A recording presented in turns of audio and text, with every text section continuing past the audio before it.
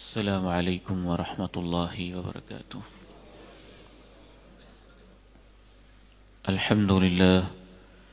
الحمد لله نحمده ونستعينه ونستغفره ونعوذ بالله من شرور أنفسنا ومن سيئات أعمالنا.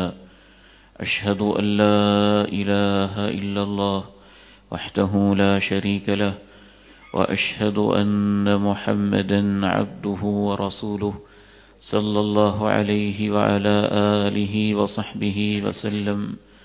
يا أيها الذين آمنوا اتقوا الله حق تقاته ولا تموتن إلا وأنتم مسلمون. يا أيها الناس اتقوا ربكم الذي خلقكم من نفس واحدة وخلق منها زوجها وبث منهما رجالا كثيرا ونساء، واتقوا الله الذي تساءلون به والأرحام إن الله كان عليكم رقيبا. يا أيها الذين آمنوا اتقوا الله وقولوا قولا سديدا يصلح لكم أعمالكم ويغفر لكم ذنوبكم، ومن يطع الله ورسوله فقد فاز فوزا عظيما. اللهم صل على محمد وعلى آل محمد كما صليت على إبراهيم وعلى آل إبراهيم إنك حميد مجيد. اللهم بارك على محمد وعلى آل محمد كما باركت على إبراهيم وعلى آل إبراهيم إنك حميد مجيد. رب اشرح لي صدري ويسر لي أمري واحلل عقدة من لساني يفقه قولي. اللهم انفعني بما علمتني وعلمني ما ينفعني وزدني علما.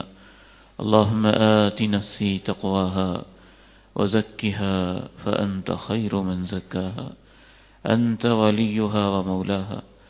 اللهم طهر قلبي من النفاق وعملي من الرياء ولساني من الكذب وعيني من الخيانة، فإنك تعلم خائنة الأعين وما تخفي الصدور. أما بعد، فإن خير الحديث كتاب الله، وخير الهدي هدي محمد صلى الله عليه وسلم، وشر الأمور محدثاتها، وكل محدثة بدعة، وكل بدعة ضلالة، وكل ضلالة في النار. أعوذ بالله السميع العليم من الشيطان الرجيم، من همزه ونفخه ونفثه. بسم الله الرحمن الرحيم. ألهاكم التكاثر حتى زرتم المقابر، كلا سوف تعلمون ثم كلا سوف تعلمون.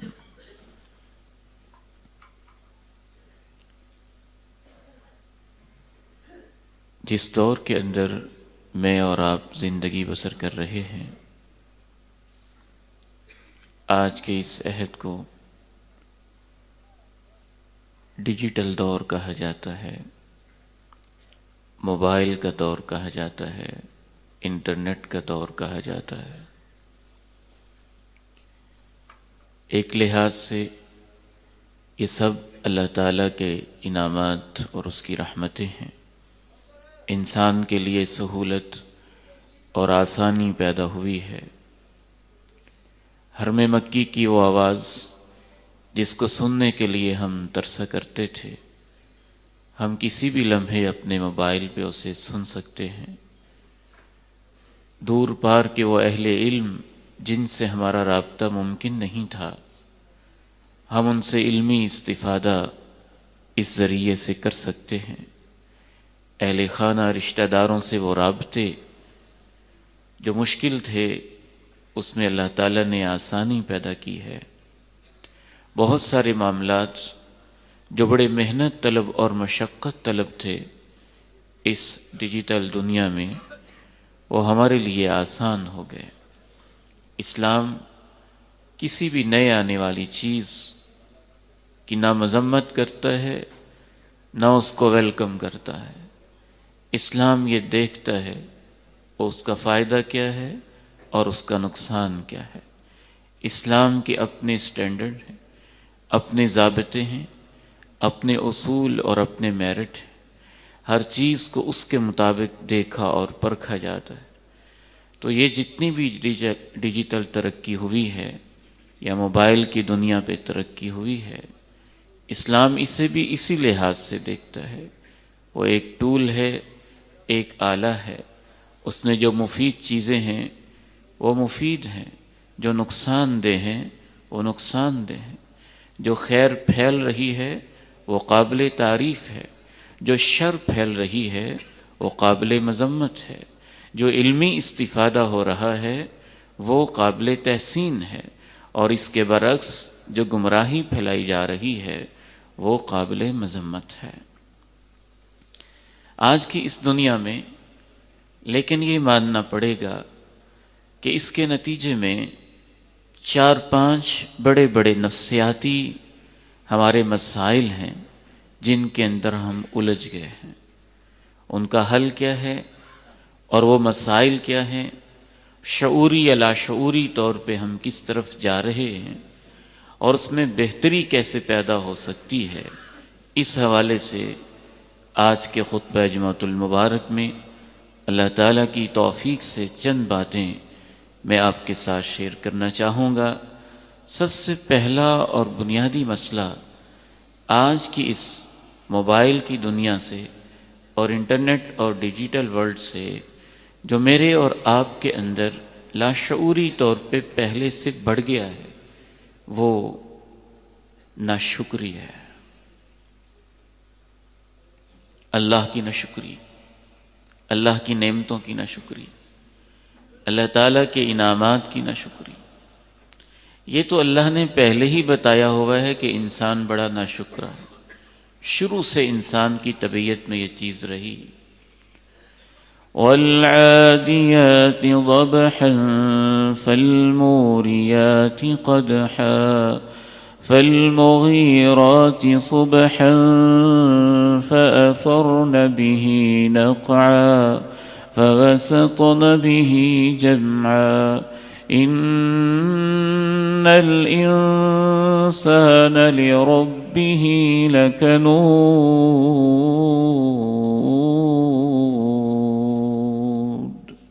قسم ہے ان گھوڑوں کی جو دوڑتے ہیں حتیٰ کہ ہانپنے لگتے ہیں، قسم ہے ان گھوڑوں کی جو چلتے ہیں حتیٰ کہ ان پتھروں پر بھی جن سے آگ نکلتی ہے وہ چلتے جاتے ہیں، قسم ہے ان گھوڑوں کی جو صبح کے وقت حملہ کرتے ہیں، قسم ہے ان گھوڑوں کی جو صبح کے وقت بھی گرد و غبار کو اڑا دیتے ہیں اور پھر وہ لشکر کے درمیان میں گھس جاتے ہیں۔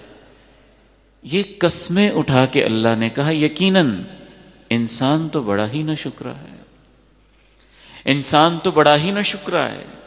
مطلب کیا تھا؟ مطلب یہ تھا کہ گھوڑا صبح اور شام اپنے مالک کا چارہ کھاتا ہے اور اس کا مالک اسے کہتا ہے چلو تو وہ چل دیتا ہے، اسے دوڑاتا ہے تو دوڑ لگا دیتا ہے، اتنا دوڑتا ہے کہ سانس پھولنے لگتا ہے، پھر بھی دوڑتا جاتا ہے۔ پتھر آتے ہیں، مالک کہتا ہے چلو، وہ پتھروں پر بھی چلتا ہے، ان سے آگ نکلتی ہے تو اس کو برداشت کرتے ہوئے بھی چلتا ہی چلا جاتا ہے۔ صبح تو گرد و غبار کم ہی اٹھتی ہے لیکن وہ اپنے مالک کے لیے اتنا دوڑتا ہے کہ صبح کے وقت بھی اس کے ٹاپوں سے گرد و غبار اٹھنے لگتی ہے۔ مالک کی جنگ ہوتی ہے لیکن گھوڑا اپنے سینے پہ سہتا ہے، زخم برداشت کرتا ہے، خون میں لت پت ہو جاتا ہے۔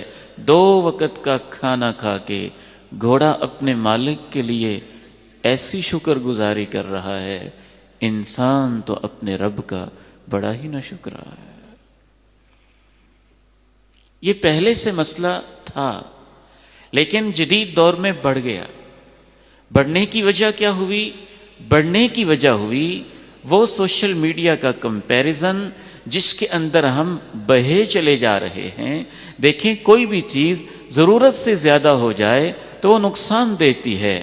پانی کے بغیر جینا ممکن نہیں ہے، پانی زیادہ ہو جائے تو وہ سیلاب بن جاتا ہے، تباہی مچا دیتا ہے۔ ہم اس ڈیجیٹل دنیا کے سیلاب کی بات کر رہے ہیں۔ جب وہ اپنی ضرورت سے زیادہ بڑھ جائے، مسئلہ کیا ہوا، ناشکری کے بڑھنے کی وجہ کیا ہوئی؟ موبائل کی وجہ سے آج میں یہ ناشتہ کر رہا ہوں، میرے سامنے اتنے پراٹھے پڑے ہیں، میرے سامنے یہ چیزیں پڑی ہوئی ہیں، آج میں لنچ کر رہا ہوں، میں فلاں 7 سٹار ہوٹل میں بیٹھا ہوں، آج میں فلاں جگہ کی سیر کر رہا ہوں، آج میں نے فلاں فلائٹ لی ہوئی ہے، آج میں فلاں جگہ پہ جا رہا ہوں وی لاگ کے نام سے، اور پتہ نہیں کس نام سے۔ جن کے پاس دولت تھی وہ اپنی دولت کی نمائش کرنے لگے، اور انہوں نے دولت کی نمائش کو ایک ذریعہ بنا لیا اپنی تسکین کا، اور باقی لوگ جب ان کی دولت دیکھنے لگے، اچھا میرا گھر اتنا سادہ ہے، یہ 1 کنال کی کوٹھی میں 4 کنال کے بنگلے میں رہتا ہے، تو شکر کرنا بھول گیا، مجھے تو دوپہر کو اتنا سا کھانا میسر ہے، اور اس کے دسترخوان کے اوپر 10-12 درجن قسم کی چیزیں رکھی ہوئی ہیں۔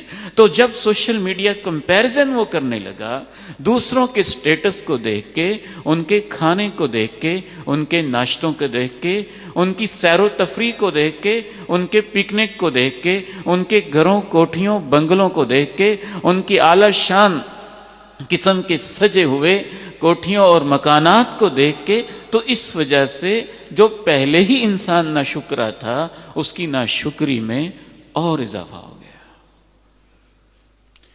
وہ ہمیشہ موازنہ ہی کرنے لگا، سب کچھ پا کر بھی اداس ہی رہنے لگا، میرے پاس اس جیسا کیوں نہیں ہے، وہ جو اس کے سٹیٹس پہ لگا ویسے کیوں نہیں ہے، وہ جو فلاں کے پاس ہے ویسے کیوں نہیں ہے۔ آپ حیران ہوں گے، اس وجہ سے کئی گھروں کے اندر طلاقیں تک ہو گئیں۔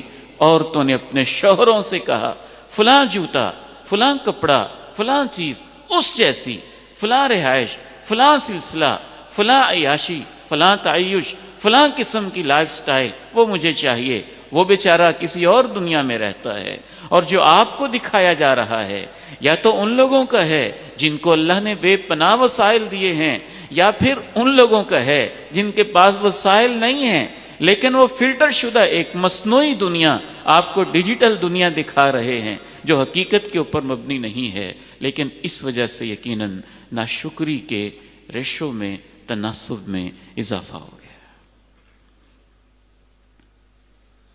حل کیا ہے؟ اس کا حل وہی ہے جو اللہ کے رسول صلی اللہ علیہ وسلم نے بتایا۔ ایک تو وہ لوگ جن کو اللہ نے کھلے وسائل دیے ہیں وہ نمائش کیوں کرتے ہیں؟ آپ کو اللہ نے دیے، آپ کھائیں اور اللہ کا شکر ادا کریں۔ اس کی تصویر بنانا اور اس کو فیس بک پہ چڑھانا اور اس کو گروپوں میں شیئر کرنا اور اس کو سٹیٹس پہ لگانا، یہ گھٹیا پن ہے، یہ نمائش ہے، یہ دوسروں کو خواہ احساس کمتری کے اندر مبتلا کرنے کا ایک ذریعہ ہے۔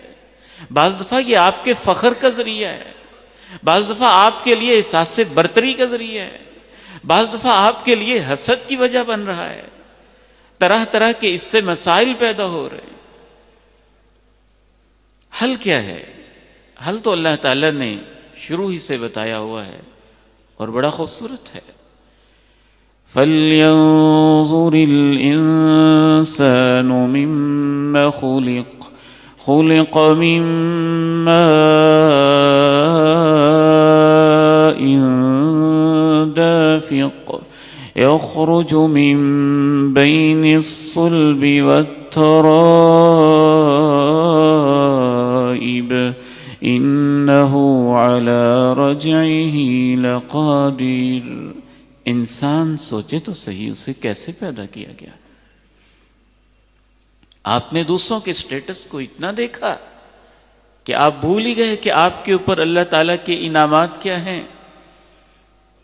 اگر آپ کے ہاتھ سلامت ہیں تو آپ ان کا شکر کرنا ہی بھول گئے۔ اگر آپ آنکھوں سے دیکھ رہے ہیں تو آپ اس نعمت کو فراموش کر بیٹھے۔ اگر آپ کے قدم سلامت ہیں اور چل پھر رہے ہیں تو آپ نے اس کو کوئی ویلیویبل چیز سمجھا ہی نہیں۔ اگر آپ کا دماغ سلامت ہے اور سوچ کام کر رہی ہے تو آپ اللہ کے اس انعام اور اس فضل اور اس کرم کو بالکل ہی بھلا بیٹھے۔ ہمارا دین تو یہ کہتا ہے کہ کہ انسان کو ہر وقت اللہ کی نعمتوں کی ایک لسٹ تیار کرنی چاہیے. ذرا آج شام کے وقت بیٹھیں تو صحیح. اگر آپ یہ اداس ہیں دیکھ کے کہ فلاں کا سٹیٹس یہ تھا اور فلاں کا ناشتہ یہ تھا اور فلاں نے لنچ ایسے کیا تھا اور فلاں 7 سٹار ہوٹل میں پہنچا ہوا تھا اور فلاں فلائٹ لے رہا تھا اور فلاں کنٹری اور ملک کے اندر پہنچا ہوا تھا، تو تھوڑی دیر کے لیے یہ جو اتنی لمبی لسٹ آپ کو سوشل میڈیا نے فراہم کر دی ہے، اس کو سائٹ پہ کر کے ایک لسٹ یہ بھی بنا لیں. آج صبح میں اٹھا تھا، یہ تیرا کتنا انعام تھا. میں نے خود وضو کیا ہے، یہ تیرا کتنا احسان تھا. میری زبان سلامت ہے، یہ تیرا کتنا بڑا انعام ہے. میں اپنی آنکھوں سے دیکھ سکتا ہوں، میری بینائی محفوظ ہے. ماں کی ممتا کو دیکھنا، ماں کے چہرے کو دیکھنا، زمین آسمان کو دیکھنا. یا اللہ، یہ میرے لیے کوئی معمولی چیز تو نہیں ہے. اگر آپ کو یہ کہہ دیا جائے کہ ٹھیک ہے، آپ کو وہ ناشتہ دے دیتے ہیں جس کو دیکھ کے آپ کی رال ٹپک رہی ہے، لیکن آپ کو پتا ہے کہ اس کے گھر کے اندر بیماریاں کیا ہیں، مسائل کیا ہیں، پریشانیاں کیا ہیں، بس آپ اپنے ہاتھ کاٹ کے ذرا سائڈ پہ رکھ دیں، تو یہ سودا کرنے کے لیے کون تیار ہوگا؟ ہسپتال میں لیٹے ہوئے مریض سے پوچھیں، جو 1 ہفتے سے اپنے بیڈ کے اوپر لیٹا ہوا ہے اور اپنی کروٹ بدلنا چاہتا ہے، خود بدل نہیں سکتا ہے، اپنی سائڈ بدل لینا بھی اس کے لیے اللہ کا کتنا بڑا انعام ہے.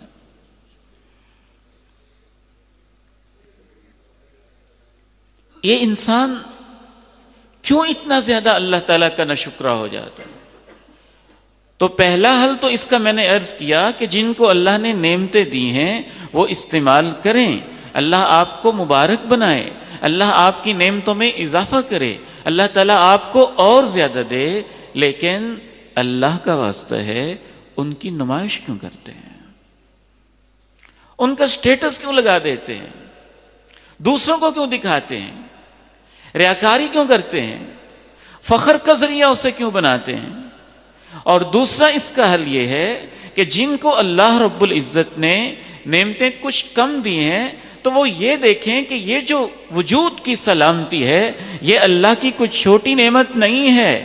آپ پھر یہ دیکھیں کہ زمین آسمان کی جو سلامتی ہے، یہ بھی اللہ کی کوئی چھوٹی سی نعمت نہیں ہے. ایک لمحے کے لیے زمین کو جھٹکا لگے تو کیسے انسان تہو بالا ہو جاتا ہے. آسمانوں سے طوفانی بارشیں، آندھیاں چلیں تو کس طرح انسان پہ مصیبتیں ٹوٹ پڑتی ہیں. دریا ببھر جائیں تو کیسے سیلاب بن جاتے ہیں. یہ بھی اللہ کی کچھ کم نعمت نہیں. اور اس کا تیسرا حل رسول اللہ صلی اللہ علیہ وسلم نے ارشاد فرمایا کہ جب تم کسی ایسے شخص کو دیکھو جن کو اللہ نے تم سے زیادہ دیا ہے، تو پھر اس کو بھی دیکھ لیا کرو جن کو اللہ نے تم سے بھی کم دیا ہے. وہ بھی ہیں جن کے پاس مکان ہی نہیں ہے، اور وہ بھی ہیں جو کرائے پہ رہتے ہیں، اور وہ بھی ہیں جن بیچاروں کو کرائے والا مکان بھی نہیں ملتا ہے. تو انسان جب تک اپنے سے اوپر والے کو ہمیشہ دیکھتا رہے گا اور رال ٹپکاتا رہے گا، کبھی بھی اللہ کا شکر گزار بندہ نہیں بن سکے گا. کیونکہ ہر دولت مند سے بڑا دولت مند اللہ نے دنیا میں کوئی نہ کوئی رکھا ہوا ہے. آگے بڑھتے ہیں. اس حوالے سے ایک بڑا خوبصورت واقعہ تاریخ میں ہمیں ملتا ہے. میں تو جب اسے پڑھتا ہوں تو رونگٹے کھڑے ہو جاتے ہیں. شیخ سعدی رحمہ اللہ ایک بڑے ناصح، حکیم اور دانش مند انسان ہیں. کہتے ہیں کہ ایک دفعہ میں راستے میں جا رہا تھا اور مجھے ایک شخص نظر آیا. خوبصورت اس کا لباس، قیمتی اس نے جوتا پہنا ہوا اور اعلیٰ ترین نفیس قسم کی پگڑی اس کے سر پہ، اور بڑے ہی تم تراک اور شان و شوکت کے ساتھ جا رہا. کہتے ہیں حالانکہ میں صاحب علم تھا، لیکن بجائے اس کے کہ میں یہ سوچوں، میں اس سوچ میں پڑ گیا کہ مجھے اللہ تو نے اتنا علم دیا ہے اور میرے پاس یہ سادہ جوتا اور سادہ سا لباس ہے، اور اس بندہ یہ جاہل اور گنوار، اور اس کو تو نے کیا کچھ دے رکھا ہے. یہ سوچتے سوچتے دل میں ایسے جیسے ناشکری سی پیدا ہو جاتی ہے. ایسے چلتے چلتے میں مسجد تک پہنچتا ہوں. جب مسجد کے دروازے پہ جاتا ہوں تو میں دیکھتا ہوں وہاں ایک فقیر بیٹھا ہوا ہے اور اس کی دونوں ٹانگیں ہی نہیں ہیں اور وہ لوگوں سے مانگ رہا. تب مجھے خیال آتا ہے کہ سعدی تو کتنا ناشکرا ہے. ان الانسان لربه لکنود وانه على ذلك لشهيد وانه لحب الخير لشديد. یقیناً انسان بہت ناشکرا ہے. یہ نفسیات تو پہلے سے انسان کی تھی. میں عرض کر رہا ہوں کہ اس دور میں ایسے وسائل جمع ہو گئے جنہوں نے اس نفسیات میں اضافہ کر دیا, اس سوچ کو زیادہ بڑھا دیا.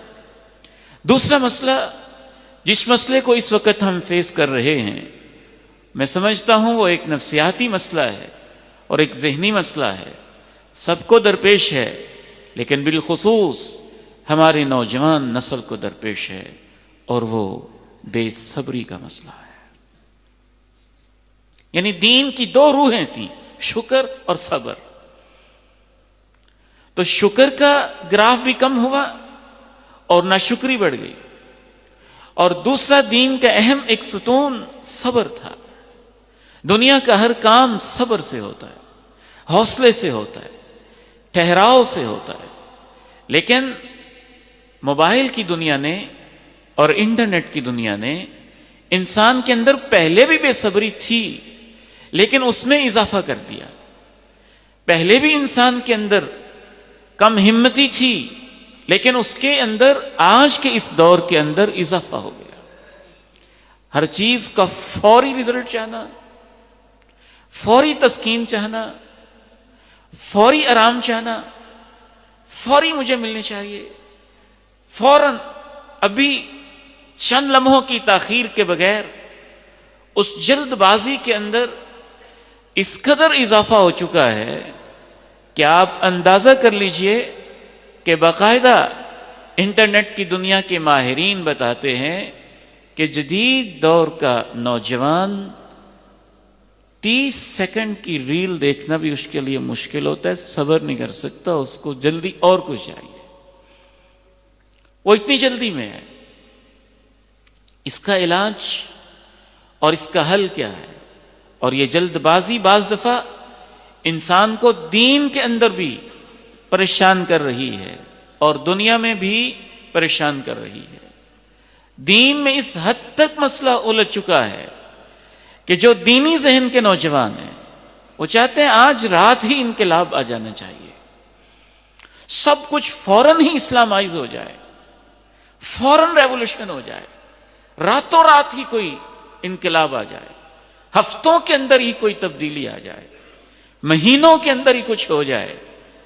اس بے صبری میں جب وہ اسلامی رنگ اختیار کرتی ہے تو اس کا یہ روپ سامنے آتا ہے, اور پھر ان نوجوانوں کے اندر ایک تشدد پیدا ہو جاتا ہے. اور جب وہ دنیا کے رنگ میں سامنے آتی ہے اور دنیا پرستی کے رنگ میں بے صبری سامنے آتی ہے. میرے والد محترم نے مجھے کار کیوں نہیں لے کے دی, کل ہی لے کے دیں, آج ہی لے کے دیں, بائک لے کے دیں, فلاں لے کے دیں, کل ہی راتوں رات لے کے دیں. تو بے صبری بھی ایک بہت بڑا مسئلہ ہے. اس کا حل کیا ہے؟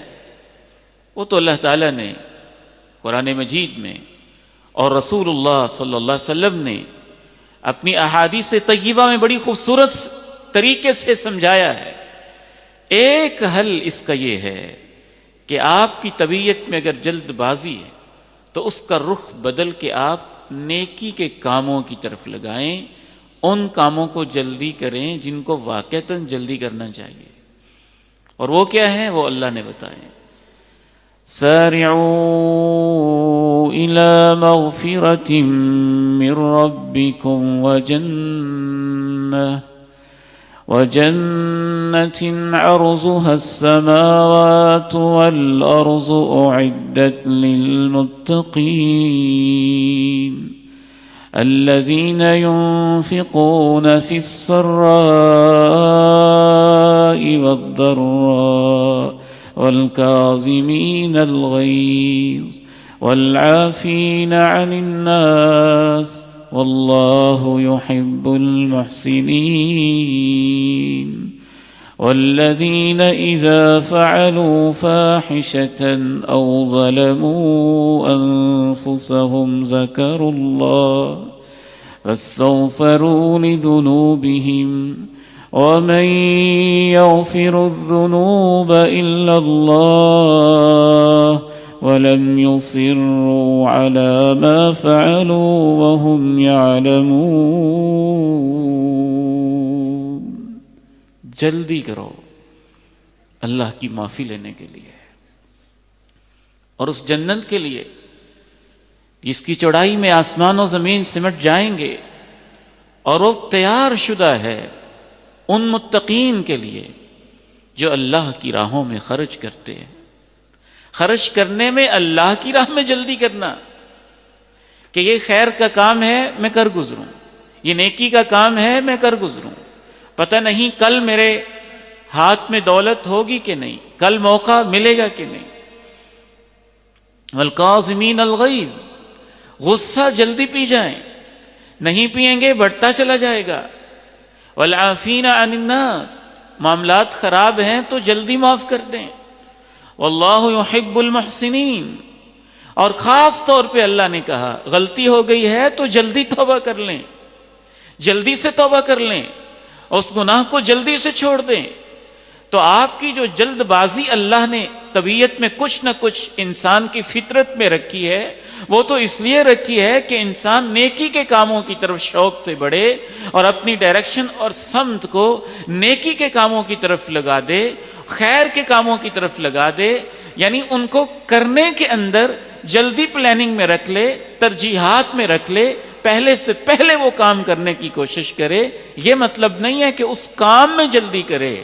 نماز تو سکون سے ہی پڑھنی ہے اور باقی کام تو آرام آرام سے ہی کرنے ہیں، حج بھی آرام آرام سے ہی کرنا ہے، لیکن حج کو خام خواہ لٹکانا نہیں ہے، نماز کو خام خواہ لٹکانا نہیں ہے، صدقات و خیرات کے کام کو خام خواہ لٹکاتے نہیں رہنا ہے، توبہ کو لٹکانا نہیں ہے. فلاں کام ہوگا تو توبہ کروں گا، فلاں ہوگا تو توبہ کروں گا. اور ایک بہت ہی خوبصورت اور عظیم ترین حل، ایک شعوری طور پہ کوشش کریں دنیا کی نیچر کو اور اللہ کے قانون اور ضابطے کو سمجھنے کی. کائنات میں اللہ سے زیادہ طاقت والا کوئی نہیں ہے. اللہ نے کوئی کام بھی جلدی نہیں کیا. زمین آسمان کو 7 دنوں میں بنایا. میری اور آپ کی پیدائش کیسے ہوئی ہے؟ ایک خاص مرحلے پہ میرے اور آپ کے ماں باپ پہنچے، ان کا آپس میں تعلق ہوا، کروڑوں سیلز میں سے کسی ایک نے سفر کیا، رحم مادر تک پہنچا، 9 ماہ تک آہستہ آہستہ آہستہ آہستہ کیسے ہماری گروتھ ہوئی.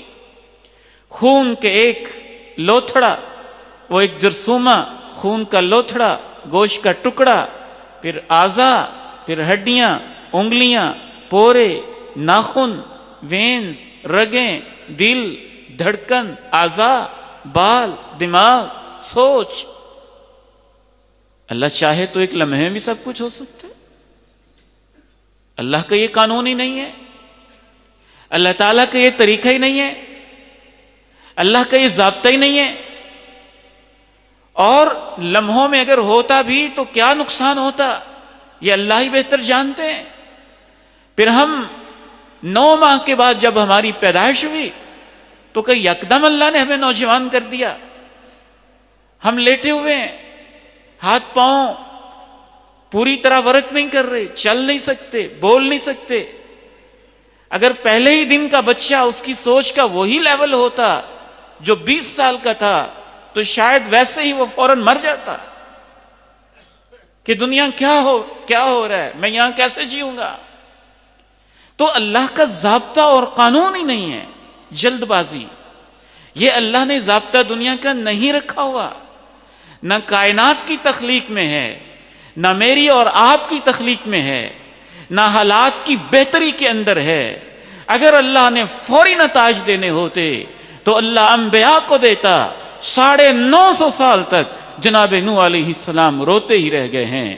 جناب ابراہیم کتنی دیر تک مشکلوں میں رہے ہیں. جناب یعقوب کس کیفیت کے اندر زندگی بسر کرتے رہے ہیں. امام کائنات نے مکی زندگی میں 13 سال کن مصیبتوں اور پریشانیوں کے اندر گزارے ہیں. کسی بھی حوالے سے جلد بازی اللہ کا قانون نہیں ہے. جب آپ بے صبری اور جلد بازی میں آتے ہیں تو آپ اصل میں اللہ کے قانون سے ٹکر لے رہے ہوتے ہیں, اللہ کے ضابطے سے ٹکر لے رہے ہوتے ہیں, اللہ کے بنائے ہوئے نظام کائنات کے سامنے آپ بپھر رہے ہوتے ہیں. تو نتیجہ کیا ہوگا؟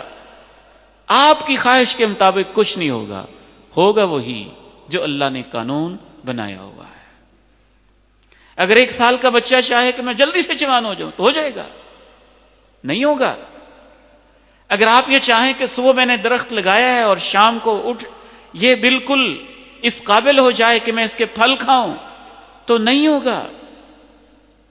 چاہے آپ نباتات کو دیکھ لیں, چاہے آپ زمین کے نظام کو دیکھ لیں, چاہے آپ آسمان کے نظام کو دیکھ لیں, چاہے آپ اپنی تخلیق کے نظام کو دیکھ لیں, چاہے آپ زمین و آسمان کی تخلیق کو نظام کو دیکھ لیں, چاہے آپ انبیاء جیسی مقدس ہستیوں کی تاریخ کو دیکھ لیں, جلد بازی میں کچھ نہیں ہوتا ہے. اللہ نے ہر چیز کا ایک وقت لکھا ہوا ہے, ایک ضابطہ لکھا ہوا ہے, ایک قانون لکھا ہوا ہے. ہمیں اس وقت تک انتظار اور صبر کرنا ہوگا. یا ایھا الذین آمنوا اصبروا وصابروا ورابطوا. صبر اور ایک دوسرے کو صبر کی تلقین کرنا اور ظاہری طور پہ فل تیاری میں رہنا. قرآن نے کامیابی کے یہ اصول بتائے. وَالْعَصْرِ إِنَّ الْإِنسَانَ لَفِي خُسْرٍ إِلَّا الَّذِينَ آمَنُوا وَعَمِلُوا الصَّالِحَاتِ وَتَوَاصَوْا بِالْحَقِّ وَتَوَاصَوْا بِالصَّبْرِ. یقیناً انسان نقصان اٹھائیں گے, وہی بچیں گے جو ایمان لے آئیں گے, نیک عمل کریں گے, حق بات کی تلقین کریں گے, ایک دوسرے کو صبر کی تلقین کریں. کچھ ٹھہراؤ, کچھ انتظار, کچھ مہلت, کچھ محنت, کچھ ہمت, استقامت, تاریخ پہ نظر, اللہ کے ضابطوں پہ نظر. اس کے بغیر تو کچھ نہیں ہوتا. اللہ نے ان لوگوں کی شدید مذمت کی جنہوں نے تھوڑی سی بے صبری کی تھی. کتنی بے صبری کی کہ اللہ کے پیارے نبی علیہ السلام اپنے حجرہ مبارکہ میں تھے اور انہوں نے کہا فوری آ جائیں, ابھی ملے ہم سے. اخرج الینا یا محمد, باہر نکلے, ہم نے ملاقات کرنی ہے. تو اللہ نے وہاں کیا لفظ استعمال کیے؟ ان الذين ينادونك من وراء الحجرات اکثرهم لا يعقلون. یہ جو آپ کو اس طرح آوازیں دے رہے ہیں کہ فوری آپ آ جائیں اور ان کی بات سنیں, یہ بے عقل ہے, بے سمجھ ہے. وَلَوْ أَنَّهُمْ صَبَرُوا حَتَّى تَخْرُجَ إِلَيْهِمْ لَكَانَ خَيْرًا لَهُمْ. یہاں صبر انتظار کے معنی میں, اگر یہ صبر کرتے, تھوڑا انتظار کر لیتے تو ان کے لیے بہت بہتر ہوتا. تو ہمیں شعوری طور پہ اپنے نوجوان کی یہ تربیت کرنی ہوگی کہ فوری اللہ نے اس کائنات کا نظام بنایا ہی نہیں ہے. صبر کے بغیر تو کچھ ملتا ہی نہیں ہے, بلکہ جنت کا سودا کرنے کے لیے بھی آپ کے اندر صبر کا آنا ضروری ہے. آپ یہ چاہیں کہ جنت مل جائے اور بے صبری سے, یہ ممکن نہیں ہے. جنتی جب جنت میں جائیں گے تو فرشتے جس لفظ کے ساتھ ان کا استقبال کریں گے وہ جملہ بہت قابل غور ہے, بہت قابل غور ہے. رک کے میرے ساتھ ذرا اس کو توجہ سے سنیں اور غور کریں کیا کہیں گے. وہ یہ نہیں کہیں گے تمہیں مبارک ہو تم بڑی نمازیں پڑھتے رہے, تمہیں مبارک ہو تم نے بڑی حجیں کی, تمہیں مبارک ہو تم نے بڑے ذکر اذکار کیے. نہیں, وہ ایک جامع لفظ بولیں گے, سلام علیکم بما صبرتم سلام علیکم بما صبرتم فنعم عقبى الدار. سلام ہو تم نے صبر کیا. نماز بھی صبر کے ساتھ ہی ممکن ہوتی ہے, حج بھی صبر کے ساتھ ہی ممکن ہوتا ہے, دنیا کا ہر کام صبر اور ٹھہراؤ کے ساتھ ہی ممکن ہوتا ہے. رسول اللہ صلی اللہ علیہ وسلم ارشاد فرماتے ہیں التؤدہ والاقتصاد والسمت الحسن, ٹھہراؤ, وقار اور میانہ روی, والسمت الحسن ظاہری طور پہ پروقار ہو کے رہنا, لباس میں, ہیئت میں, نبوت کے حصوں میں سے ایک حصہ ہے. تیسری چیز جس کو اس وقت ہم فیس کر رہے ہیں آج کی اس دنیا کے اندر, وہ بھی انتہائی خطرناک اور بڑی ہی پریشان کن ہے, خصوصاً نوجوان نسل میں توجہ کی کمی ہے. توجہ بہت بکھر گئی ہے ہمارے بیٹوں کی, ہماری بیٹیوں کی. ایک بات کہی ایسے جیسے سنی نہیں, شام کو کہا صبح پوچھا جیسے یاد ہی نہیں رہا. تو توجہ اس قدر بکھری ہوئی ہے کہ بچوں کو باتیں, ذمہ داریاں, مسائل, چیزیں یاد نہیں رہتی.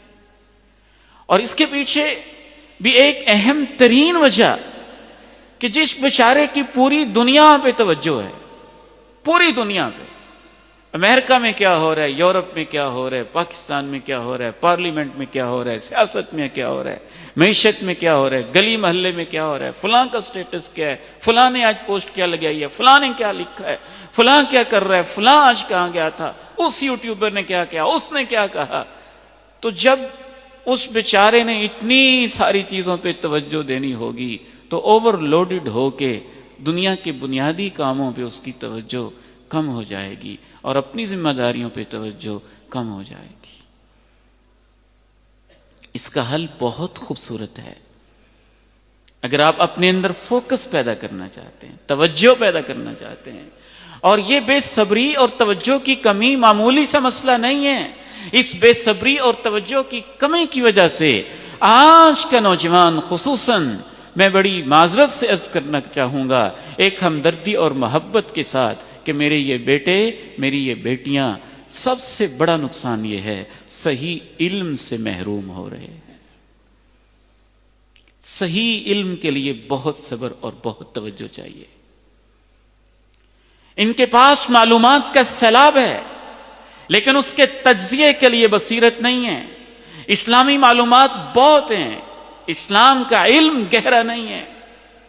قرآن کے ترجمے کی مکمل صلاحیت, اس کی گرامر کو سمجھنا, اس کی بنیادوں کو سمجھنا, حدیث کی صحیح عربی متن پڑھنے کی صلاحیت پیدا کرنا اور خود اس کو سمجھنے کے قابل ہو جانا, اصول حدیث, اصول فقہ, دین کی گہرائی کو سمجھنا, یہ تو آج نوجوان تو کیا بڑے بڑے اسکالرز کے اندر بھی وہ چیز نظر نہیں آتی. چند ایک ادھر ادھر کی چیزیں پکڑ کے وہ سمجھتے ہیں ہمارے پاس بہت علم آ گیا ہے. علم نام کی چیز نہیں ہوتی, دائیں بائیں سے بس معلومات اکٹھی کی ہوتی ہیں, انفارمیشن کا ایک سیلاب ہوتا ہے, اور وہ تو کوئی مسئلہ نہیں ہے, وہ تو آپ سے زیادہ اے آئی کے پاس ہے اور گوگل کے پاس موجود ہے.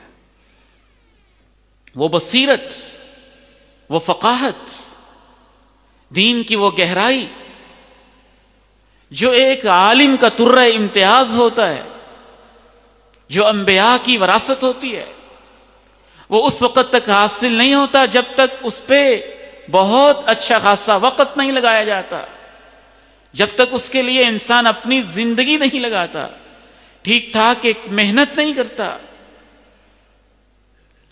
اس کا علاج اور اس کا حل بہت آسان اور بہت خوبصورت ہے.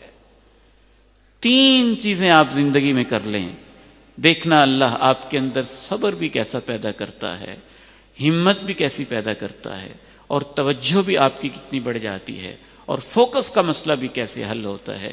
اس میں سب سے پہلی چیز اپنی نماز کو بہتر کرنا ہے. آپ ان چیزوں کو معمولی سمجھتے ہیں.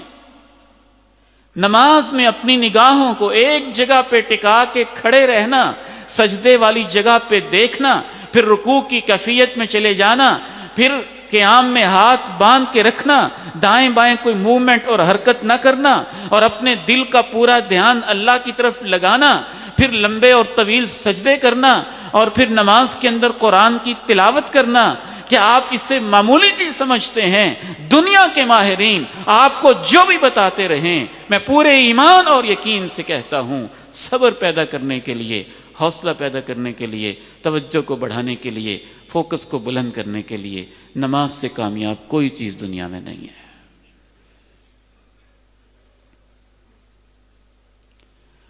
اور اس لیے اللہ نے دونوں چیزوں کو ساتھ ساتھ بیان کیا، وَاسْتَعِينُوا بِالصَّبْرِ وَالصَّلَاةِ وَإِنَّهَا لَكَبِيرَةٌ إِلَّا عَلَى الْخَاشِعِينَ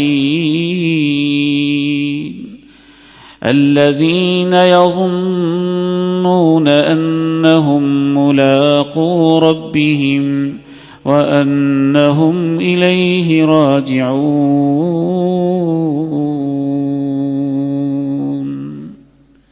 اللہ کی مدد چاہتے ہو تو صبر اور نماز پہ آ جاؤ۔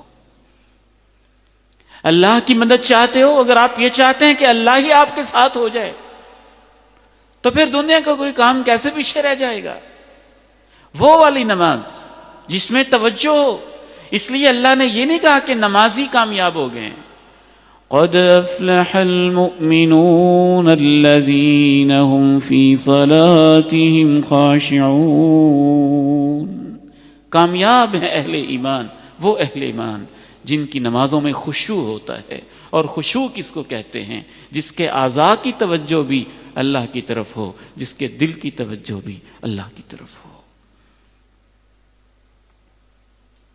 آپ سے دست بستہ گزارش کرتا ہوں کہ مسجد سے پہلے ہی اپنے موبائل آف کر دیا کریں۔ میں حیران ہوتا ہوں، ہمارے اندر اتنی بے صبری اور بے چینی ہے، ادھر السلام علیکم کہہ کے فارغ ہوتے ہیں، ادھر وہ کال پہ کہہ رہا ہوتا ہے بس میں نماز پڑھا تبھی آیا۔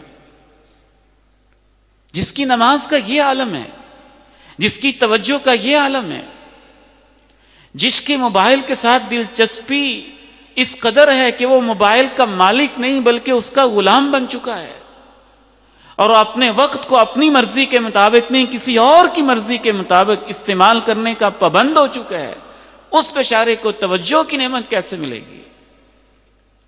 نماز کو ٹھیک کر لیں، نماز کا خشوع ٹھیک کر لیں، اور علماء سے سیکھ لیں نماز میں خشوع کیسے پیدا ہوتا ہے۔ اللہ کے نبی علیہ الصلاۃ والسلام نے نماز میں ادھر ادھر جھانکنے کو لومڑی کے ساتھ تشبیہ دی ہے کہ جانوروں والی حرکت ہے یہ۔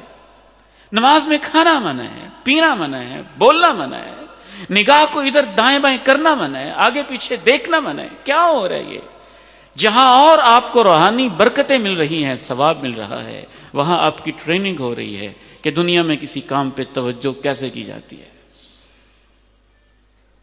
دوسری چیز جس سے توجہ کی کمی کا مسئلہ ہمارے نوجوان بیٹوں کا حل ہو سکتا ہے، وہ ذکر الہی ہے، اللہ کا ذکر، اور وہ ذکر جس میں فکر ہو، معنی کے اوپر غور ہو، اور وہ ذکر جو اللہ کے نبی علیہ الصلاۃ والسلام نے سکھایا ہے، اور ان اوقات میں خصوصی ذکر جو اللہ نے اپنے قرآن میں بتائے۔ فَسَبِّحْ بِحَمْدِ رَبِّكَ قَبْلَ طُلُوعِ الشَّمْسِ وَقَبْلَ غُرُوبِهَا وَمِنَ اللَّيْلِ فَسَبِّحْهُ وَأَدْبَارَ السُّجُودِ۔ اپنے رب کی تسبیح اور اس کی تعریف کے ساتھ ساتھ اس کی پاکیاں بیان کیا کریں، سورج طلوع ہونے سے پہلے، سورج غروب ہونے سے پہلے، رات کی کسی وقت میں، اور سجدوں کے بعد، یعنی فرض نمازوں کے بعد۔ 4 اوقات میں توجہ کے ساتھ ذکر آپ اپنی زندگی میں شامل کر لیں، اور وہ دعائیں یاد کر لیں۔ 21-22 کے قریب دعائیں ہیں جو اللہ کے نبی علیہ الصلوۃ والسلام انتہائی پریشانیوں کے عالم میں اپنی مصروف ترین زندگی میں بھی پڑھا کرتے تھے. صبح کے وقت وہ 20-21 دعائیں یاد کریں، یاد نہیں ہیں، صبح شام کے اذکار کارڈ ملتے ہیں ترجمے سمیت، وہ اپنی پاکٹ میں رکھ لیں. صبح کی نماز کے بعد بیٹھ کے اذکار کریں، اور شام کے اذکار عصر کے بعد کر لیں یا مغرب کے بعد کر لیں یا مغرب سے کچھ پہلے کر لیں تو بہت ہی فضیلت والا اور بہت ہی عظمت والا وقت ہو جائے گا. وہ بھی 20-21 دعائیں ہیں، پوری کی پوری توجہ دھیان سے بیٹھ کے پڑھ لیں، اور رات کو سوتے ہوئے جو اذکار ہیں وہ کر لیں، اور 5 نمازوں کے بعد کے جو اذکار ہیں اور تسبیحات ہیں وہ پوری کر لیں. دیکھنا اللہ نے زندگی میں برکت بھی کیسی اللہ تعالیٰ ڈال دے گا، اور توجہ کی کمی کا مسئلہ بھی کیسے حل ہو جائے گا. آخری بات عرض کر کے اجازت چاہوں گا، وقت اجازت نہیں دیتا. مسائل بہت گہرے اور غور و فکر کے متقاضی ہیں. ایک چوتھا سنگین ترین مسئلہ وہ ہماری ڈیجیٹل لڑائیاں ہیں. یعنی پہلے گلی محلے میں لوگ لڑتے تھے، اس نے مجھے ایسے کہہ دیا، اس پہ پریشان ہوتے تھے. اب واٹس ایپ کے گروپوں پہ، فیس بک کی پوسٹوں پہ، یوٹیوب کے کمنٹس پہ، سٹیٹس پہ، ایک ایک چیز پہ نوجوان ایسے غصے میں، مشتعل پریشانی میں، اس نے یہ کہہ دیا، اس نے یہ پوسٹ لگا دی، اس نے یہ کر دیا، اس نے یہ کر دیا. پہلے بھی مسائل لڑائی جھگڑے کے تھے، لیکن اس میں یہ تھا کہ کوئی بڑے شخصیت والا، قد و قامت والا، بزرگی والا، خوبصورت نورانی چہرے والا کوئی سامنے آتا، اس کی ایک شرم و حیا اور اس کے جسم کا ایک وقار، اس کے چہرے کا ایک وقار، انسان دب جاتا، خاموش ہو جاتا، پی جاتا. لیکن اب تو سب کچھ چونکہ آن لائن ہو رہا ہے تو لڑائیاں جھگڑے ختم ہونے کا نام ہی نہیں لیتے. یعنی ایک ڈیجیٹلی ہم زہر پی رہے ہیں، زہر دے رہے ہیں، زہر گھول رہے ہیں. اس کا ایک حل اس وقت کی کمی کی وجہ سے میں پیش کرتا ہوں جو اللہ کے قرآن نے بیان کیا. وَعِبَادُ الرَّحْمَنِ الَّذِينَ يَمْشُونَ عَلَى الْأَرْضِ هَوْنًا وَإِذَا خَاطَبَهُمُ الْجَاهِلُونَ قَالُوا سَلَامًا وَإِذَا خَاطَبَهُمُ الْجَاهِلُونَ قَالُوا سَلَامًا. رحمان کے بندے وہ ہوتے ہیں جو زمین پہ عاجزی سے چلتے ہیں، جب ان سے جاہل الجھتے ہیں تو وہ کہتے ہیں سلام. وہ توجہ دیتے ہی نہیں، وہ اس کمنٹ پہ توجہ دیتے ہی نہیں، وہ اس غلط پوسٹ پہ توجہ دیتے ہی نہیں. بس ٹھیک ہے، ان کا ظرف ان کے ساتھ ہے، میں تو رحمان کا بندہ ہوں، میرے پاس اتنا فضول وقت کہاں ہے الجھنے کے لیے اور ان جاہلوں کے ساتھ، بیوقوفوں کے ساتھ اپنے وقت کو برباد کرنے کے لیے. یہ صفت آج اپنے اندر پیدا کرنے کی ضرورت ہے. اللہ تعالیٰ سے دعا ہے ان مسائل سے ہمیں صحیح معنی میں نمٹنے کی توفیق نصیب فرمائے اور ہمیں اپنی زندگی میں ایک توازن لانے کی توفیق نصیب فرمائے. وآخر دعوانا الحمد للہ رب العالمین.